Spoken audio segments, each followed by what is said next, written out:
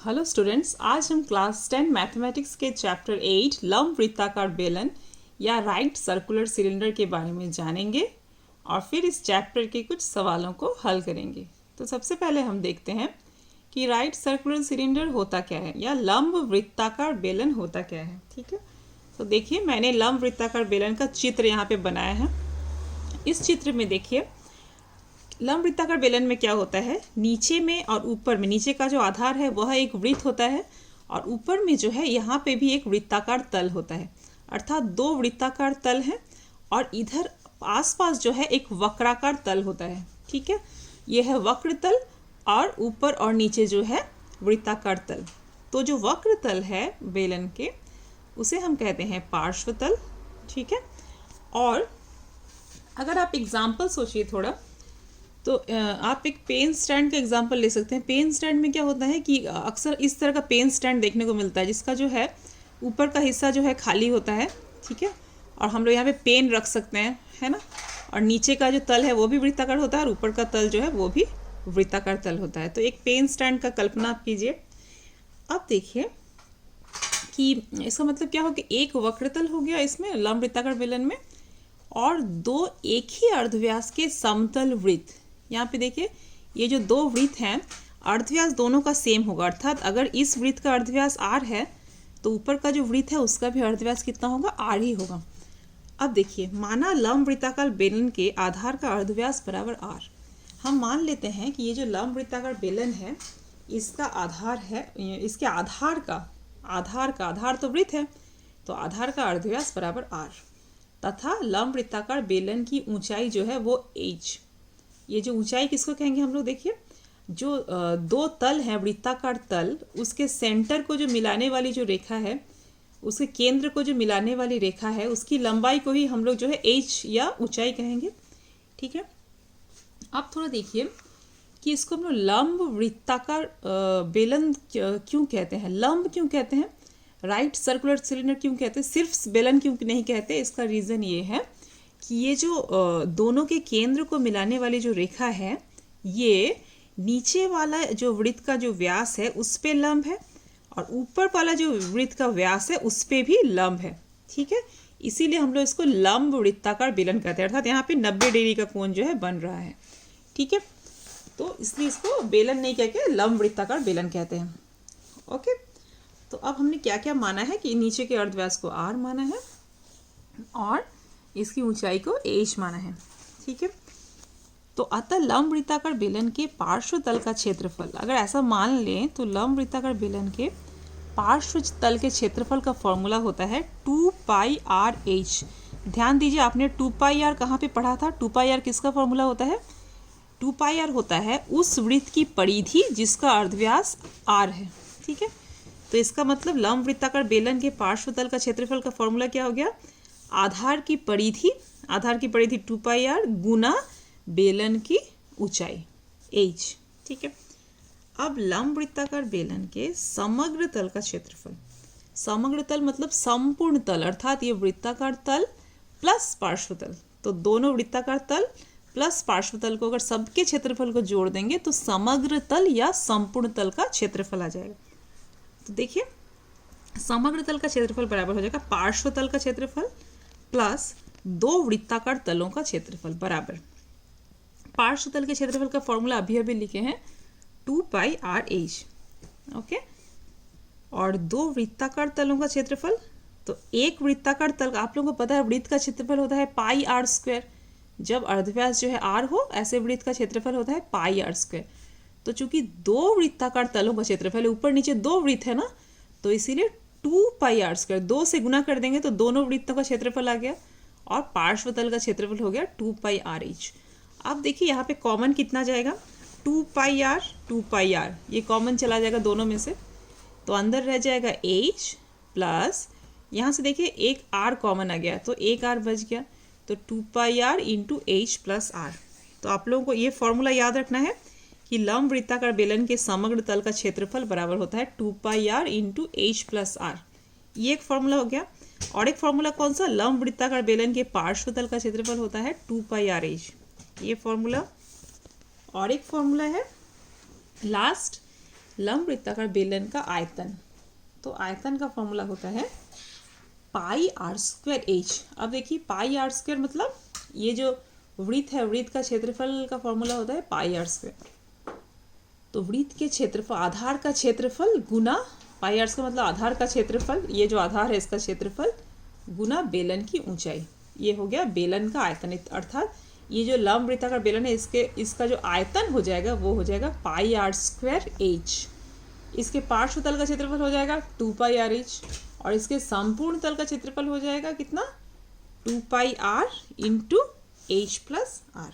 तो ये 3 फॉर्मूला आप लोगों को जो है ये याद रखना है और आपको समझ में आ गया कि ये कहाँ से आया, ये फॉर्मूला कैसे आया। ठीक है, अच्छा तो इस चैप्टर के सवालों को हल करने से पहले आप लोगों को जो है इन तीनों फॉर्मूला को ठीक से याद कर लेना है। अब हम लोग चैप्टर की तरफ बढ़ते हैं, चैप्टर के क्वेश्चंस की तरफ बढ़ते हैं।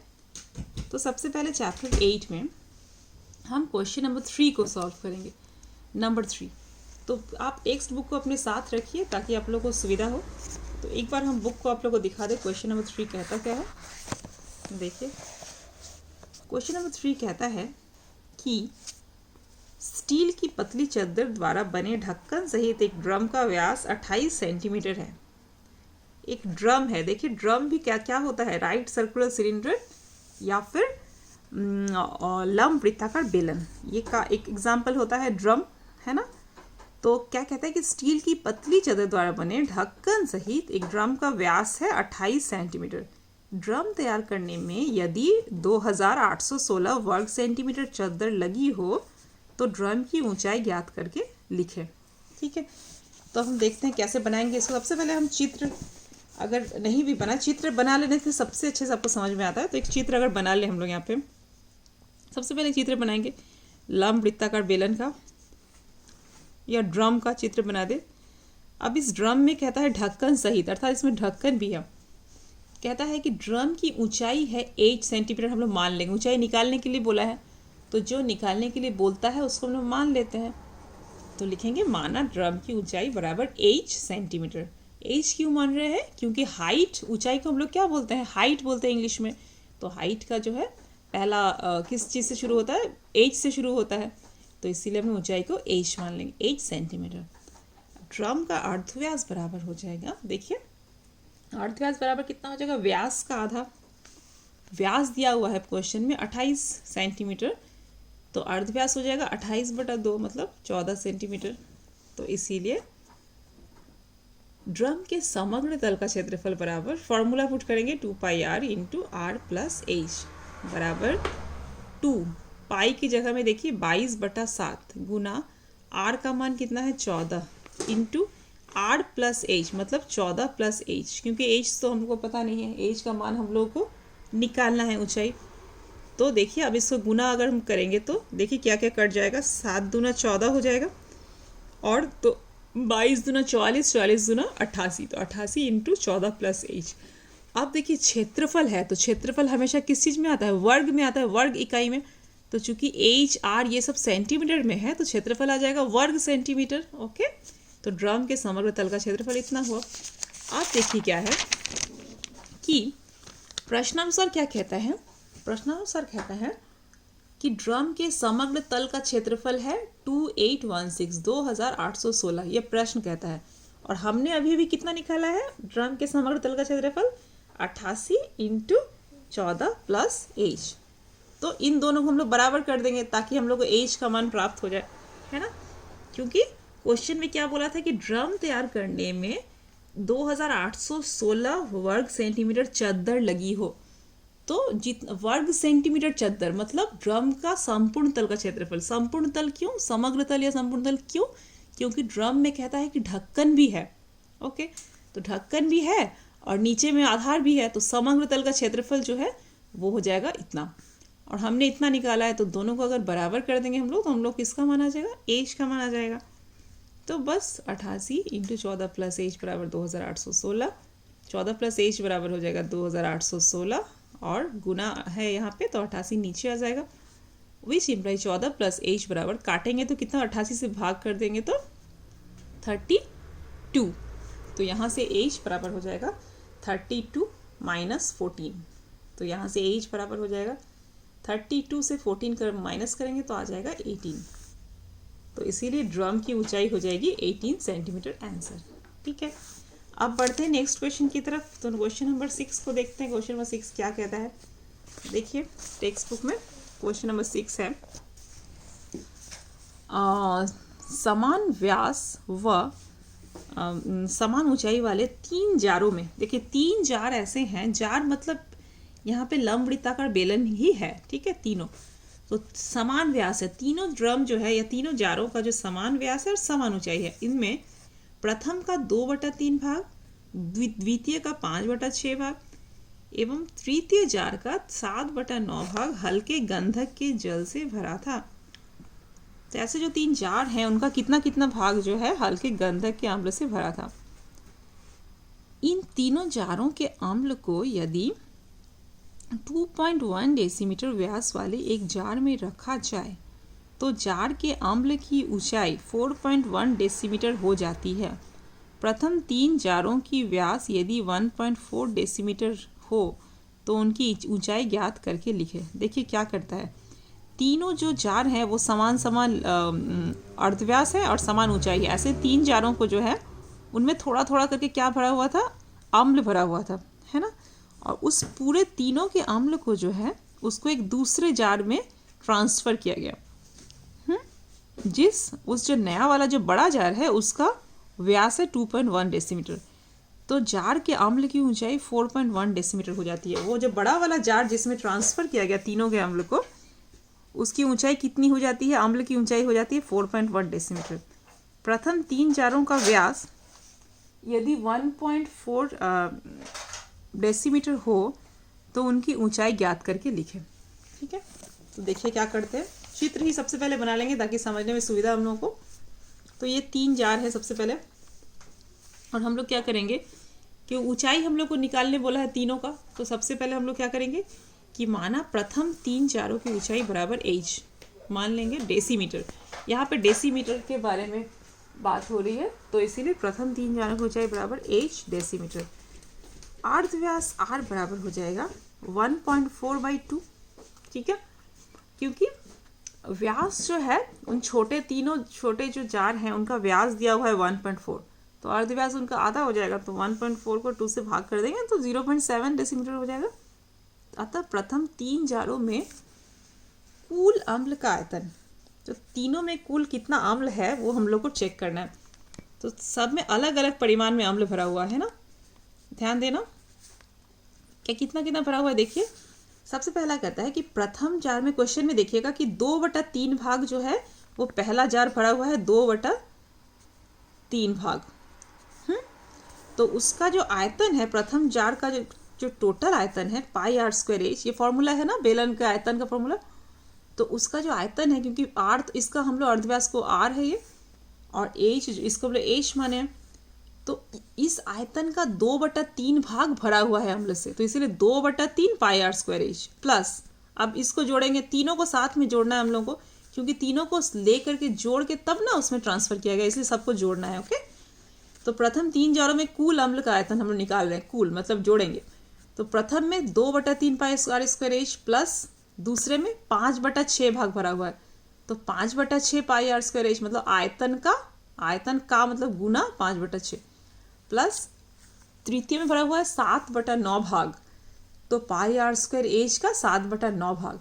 ओके, हो गया। तो बराबर, अब कॉमन कितना जाएगा, देखिए πr² कॉमन चला जाएगा तो आ जाएगा, अंदर रह जाएगा 2/3 प्लस 5/6 प्लस 7/9, तो 22/π का मान बिठा देंगे, r का मान बिठा देंगे, r का मान है 0.7 का स्क्वायर इंटू h, और यहाँ पे एलसीएम लेंगे 3, 6 और 9 का, तो 18। तो 3, 6, 18, 6 दूना 12 करके सब जोड़ देंगे, 6 3 18, 6 3 18, 5 3 15 प्लस 9 दूना 18, 7 दूना 14 बराबर 22/7। अब देखिए 0.7 का स्क्वायर है तो 0.7 इंटू 0.7, लेकिन पॉइंट जो है पॉइंट 0.7 है ना, तो पॉइंट हटने के बाद क्या होता है, नीचे में एक 0 बैठ जाता है, यहाँ पे भी पॉइंट हट के एक 0 बैठ गया, इंटू h इंटू इसको जोड़ने से आ जाएगा 41 बाई 18, इतना घन डेसीमीटर, क्योंकि ये आयतन है। तो आयतन हमेशा घन में आता है और क्षेत्रफल आता है वर्ग में, तो यहाँ पे चूंकि आयतन है तो ये घन डेसीमीटर। बड़े जार का अर्धव्यास बराबर हो जाएगा कितना, R1 बराबर, इसको R1 हम लोग मान रहे हैं, क्यों, क्योंकि इसको हम लोग ऑलरेडी R मान चुके हैं, तो इसको कुछ डिफरेंट अलग मानना होगा। तो बड़े जार का अर्धव्यास कैपिटल R भी मान सकते हैं या फिर R1 भी मान सकते हैं। तो बड़े जार का अर्धव्यास, जो बड़ा जार का चित्र बनाए देखिए, इसका अर्धव्यास हो जाएगा, प्रश्न में दिया गया 2.1 जो है डेसीमीटर व्यास है, तो अर्धव्यास हो जाएगा इसका आधा। तो इसको भाग करेंगे, 2.1 को 2 से भाग करेंगे तो 1.05 डेसीमीटर, ठीक है। एवं अम्ल की ऊंचाई H1 बराबर 4.1 डेसीमीटर। ये भी प्रश्न में दिया गया है कि जब तीनों को ट्रांसफर किया गया है तो कहा गया है कि अम्ल की जो ऊंचाई है वो कितनी होती है, 4.1 डेसीमीटर, ठीक है। अच्छा, तो अकॉर्डिंग टू प्रॉब्लम क्या करेंगे हम लोग, कहता है कि ये जो निकाले हम लोग, देखिए हम लोग इसी अम्ल को, इन तीनों का जो अम्ल आया है टोटल, इसी को हम लोग क्या किए हैं, ट्रांसफर किए हैं बड़े जार में।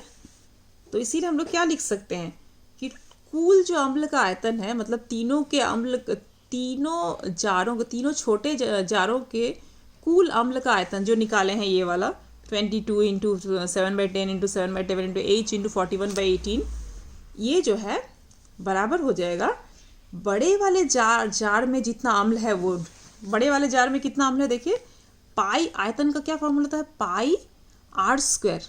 तो R² जो है यहाँ पे कितना है, 2 R, यहाँ पे कितना R² है, 1.05 का स्क्वायर, ठीक है, पाई R², और H यहाँ पे है 4.1। तो देखिए पाई R² इंटू 4.1 हो गया, चूंकि इन तीनों को ही ट्रांसफर किया गया है बड़े जार में, तो दोनों को इक्वल कर दिया गया है। तो यहाँ से सबको गुना कर लेंगे तो आ जाएगा इतना बराबर, यहाँ पे भी हम लोग पाई का मान बैठा देंगे, फिर पॉइंट हटाएंगे तो ये 2 बार लिख लेंगे पहले क्योंकि स्क्वायर है, फिर पॉइंट हटाएंगे तो 2 0, यहाँ पॉइंट हटाएंगे तो 2 संख्या है इसलिए 2 0, यहाँ 4.1 है तो पॉइंट हटाएंगे तो नीचे में 10। अब एज का वैल्यू निकालेंगे तो देखिए सबसे पहले हम लोग ऊपर का सब लिख लेते हैं, 22 गुना 105 गुना 105 गुना 41। आप क्या करते हैं, नीचे का जो है 50 गुना 18, इसको ऊपर ले जाते हैं क्योंकि ये उधर जा रहा है, और सिर्फ एज को यहाँ रख देंगे हम लोग, बाकी को उधर ले जाएंगे क्योंकि हम लोग को एज का मान निकालना। तो गुना 50 गुना 18 बटा, अब नीचे का जो है उसको उतार लेंगे, 7 गुना 100 गुना 100 गुना 10, 7 गुना 100 गुना 100 गुना 10 गुना, अब एज बराबर के इधर में ये सब जो गुना में था वो बटा में चला जाएगा, तो 77 गुना 841 ये बटा में आ गया। अब जैसे हम लोग उसको काटेंगे, गुना भाग करेंगे, तो एज का मान देखिए हम लोग को इसको काटने गुना भाग करने से मान आ जाएगा 4.05। तो इसीलिए प्रथम 3 जारों की जो ऊंचाई है वो हो जाएगा 4.05 डेसीमीटर, ठीक है। तो यही हमारा हो गया आंसर। तो इस वीडियो में बस इतना ही, मिलते हैं नेक्स्ट वीडियो में। Thank you so much.